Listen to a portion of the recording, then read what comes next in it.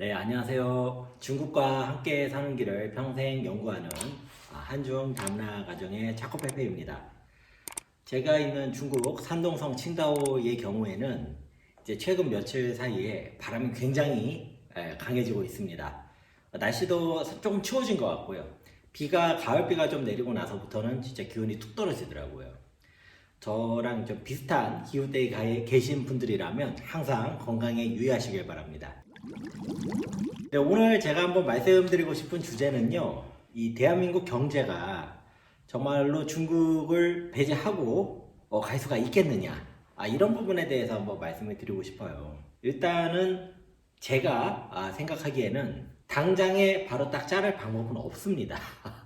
이거는 아주 장기간에 걸쳐서 조금씩 줄여나가거나 혹은 중국을 대체할 수 있는 어떤 다른 시장이 등장을 한다면 혹은 어떤 서플라이 플랜 상에서 중국을 대체할 수 있는 다른 누군가가 나온다면은 그런 일이 가능할 것 같아요. 그런데 단기적으로 그런 일이 발생할 수 있는 가능성이 거의 제로에 가깝습니다. 그렇기 때문에 지금 우리나라 입장에서는요, 정말로 국익을 생각을 하면서 조금 똑똑하게, 스마트하게 처신을 해야 될 것 같습니다. 예, 사실 제가 이제 해외에 살고 있는 한국의 어떤 교민 아저씨이죠. 그래서 제 신분에서 할 수 있는 일이 그렇게 많지는 않습니다. 제 나름대로 조금 의견을 피력을 하고 또 주변 분들하고 얘기도 하고 이러고 있는데 그 영향력이 굉장히 제한적이죠. 그래서 제가 제 나름대로 제 생각과 의견을 전달할 수 있는 가장 커버리지가 넓은 수단이 지금 여러분 보고 계시는 이 차코페페 채널인데요.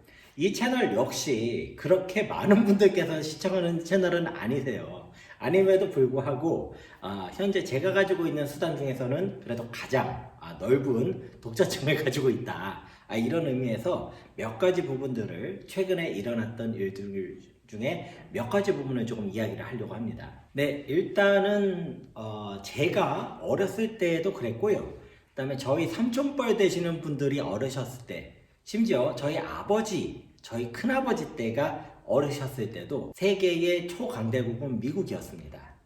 그리고요, 90년대에 소련의 공산권이 붕괴하기 전에는요, 그 전에는 그래도 미소 양국 간에 어떤 그 긴장감이 있었는데, 그것이 이제 소련이 붕괴가 돼버리고 동독 서독이 이제 통일이 돼버리면서 그 이후로는 완전히 미국의 독주 시대가 이제 열리는 거죠.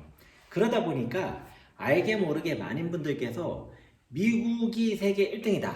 미국이 하자는 대로 하는 것이 맞다라는 것을 거의 공식적으로 생각하는 분들이 계세요. 그런데 글쎄요, 지금 같은 상황에서는 저는 그런 생각이 굉장히 위험할 수 있다라고 생각합니다. 절대로 미국이 뭐 맛이 같다, 미국이 끝나고 중국이다, 이런 말씀을 드리는 게 절대 아닙니다. 절대 아닙니다. 제가 말씀을 드리는 거는요, 미국이 가지고 있던 지위가 예전만 못하다. 근데 못한 게 보통 못한 게 아니고 한참 못하다. 이런 부분들을 우리가 알 필요가 있습니다. 그러면은 이제 아무래도 제가 중국과 관련된 이야기를 하니까 그럼 미국이 줄어들고 중국이 올라간다는 거냐? 그것도 아닌 것 같아요. 지금 상황을 보니까 아주 곳곳에서 난립을 하고 있습니다. 곳곳에서 난립을 하고 있고요.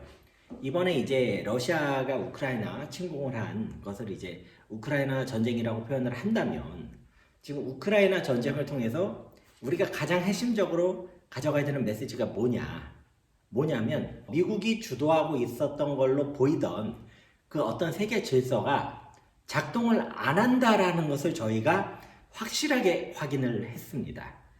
우크라이나 전쟁에서는 미국이 개입해서 전쟁을 멈춘 것도 아니고요. 그 다음에 유엔이 개입을 해서 확실한 영향력을 행사했던 것도 아니고요. 심지어는 이제 북대서양 조약 기구죠. 나토에서도 명확한 입장을 가지고선 이걸 해결을 하지 못하더라. 즉, 지금 세계 정세라는 것이 굉장히 각계 전투로 가고 있다라는 것을 저희가 조금 명확하게 알아야겠습니다. 그렇기 때문에 이럴 때에는 우리는 뭐 미국 편이니 우리는 중국 편이니 이런 얘기를 할 필요 자체가 없다라는 생각이에요. 지금 완전히 그런 국면이 아니다라는 것입니다. 자, 그렇기 때문에 대한민국이 지금 경제 규모가 10위권에서 왔다리 갔다리 하고 있거든요. 어느 정도 수준이냐면요, 이탈리아 정도까지 우리가 지금 올라온 상황입니다. 뭐 영국, 독일하고는 약간 우리가 갭이 있어요. 그런데 이탈리아가 최근에 조금 이게 약해져가지고 이탈리아 정도까지는 우리가 지금 온 거거든요. 그 다음에 적어도 반도체 분야에서는, 반도체 일부 분야죠. 에서는 우리나라가 확고한 경쟁력을 가지고 있습니다. 때문에 우리도 뭔가 세계를 대상으로 한 방을 가지고 있는 그런 어떤 참여자다. 이런 시각으로 좀 봐야 될 것 같아요. 제가 요즘에 정말로 많이 듣는 게 중국하고 이제 끊어야 된다. 아니다, 중국하고 계속 가야 된다. 뭐 이게 약간 온-오프 개념으로 얘기가 되거든요. 자, 그런데 우리나라가 이제 수출을 하는 국가다 보니까 수출 비중이 20%에서 한 25% 사이, 우리나라 입장에서 봤을 때는 가장 많이 수출하는 국가가 중국이에요. 여전히 중국이고 20% 초반까지는 아직도 중국을 하고 있습니다. 자, 그런데 우리가 만약에 이거를 줄인다고 하면 이게 뭐 15%, 18% 이렇게 줄어들 수는 있겠죠. 근데 이게 0이 되는 거는 불가능하다라는 겁니다. 그렇기 때문에 저희가 그런 부분을 좀 볼 필요가 있고요. 저는 이제 중국에 있는 입장에서 제가 조금 드리고 싶은 말씀은 뭐냐면요. 우리나라도 지금 이 정세에서 어떻게 극복을 해야 될까라는 것을 가지고선 우리의 시각으로 보잖아요. 그러면 중국에서도 중국의 전문가들, 중국의 싱크탱크들이 중국의 관점에서 세계를 또 재해석을 하고 있는 게 있습니다. 미국은 미국대로 또 있겠죠. 또 다른 나라도 또 있겠죠. 독일은 독일대로 있을 거고. 이게 우리가요, 지금 정신 바짝 차려서 다른 나라가 보는 시각도 참고를 할 필요가 있습니다. 누구 하나가 정답이 없거든요. 그러니까 이제 굉장히 중요한 시점이죠. 저는 지금 이 시점이 저희한테는 100년 조금 넘게 다시 찾아온 절호의 찬스라고 생각을 합니다. 지금이 2022년이잖아요. 그런데 100년 전에 1922년에 우리는 어떤 상황이었습니까? 일제 치하에서 저희가 이제 3.1운동 막 지나가서 이제 독립운동이 좀 더 가열화되던 그런 시점이었을 것 같아요. 그때하고 지금 우리나라하고 상황이 많이 다르다는 겁니다. 그리고 그때는 우리가 다른 나라 시각을 살펴볼 만큼 그만큼 우리가 어떤 그 여유가 없었고 그러한 자원도 없었습니다. 근데 지금 상황이 그렇지 않거든요. 독일이나 프랑스에나 지금 저 같은 사람들이 또 계실 겁니다. 자, 그러면 그런 분들의 전문가들의 어떤 의견을 계속 다 취합을 해보시고 이 나라에선 지금 이걸 이렇게 판단을 하는구나 라는 식으로 저희가 좀 종합적으로 사고를 해야 될 때다.